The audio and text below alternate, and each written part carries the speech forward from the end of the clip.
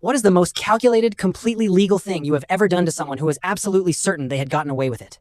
Marcus ran our logistics company like his personal empire. Sharp suit, handwritten Christmas cards. He remembered your dog's name.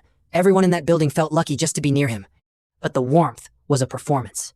Every detail of it was deliberate. I was his operations manager for 6 years. I built the systems. I wrote the playbooks. I designed the model that doubled our revenue. And every time he stood in a boardroom and said, "I did this," I said nothing. Therefore, by the time the Hartwell account came around, I already knew exactly who Marcus was. I just hadn't decided what to do about it. Hartwell was 4 months of my life. I rebuilt our entire infrastructure from the ground up and solved a problem the industry had called unsolvable for 3 years. We won the biggest contract in company history. But Monday morning, Marcus stood in front of 80 employees and said "I" 14 times. He never said my name once. And something inside me went very, very quiet. The kind of quiet that means the decision is already made. Yeah.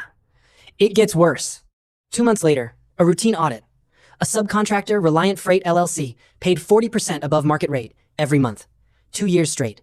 I pull their business registration. 11 minutes. The owner is Marcus's brother-in-law.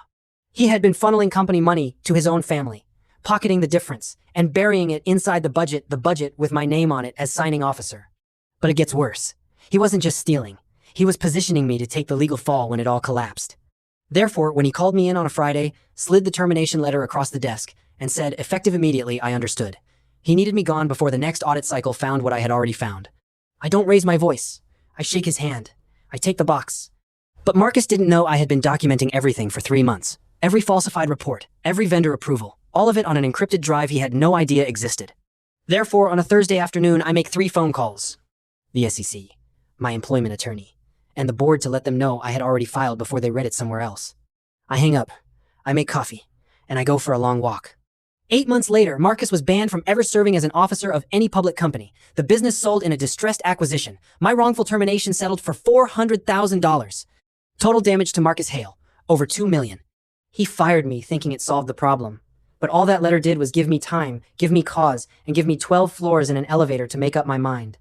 That was the last mistake Marcus ever made.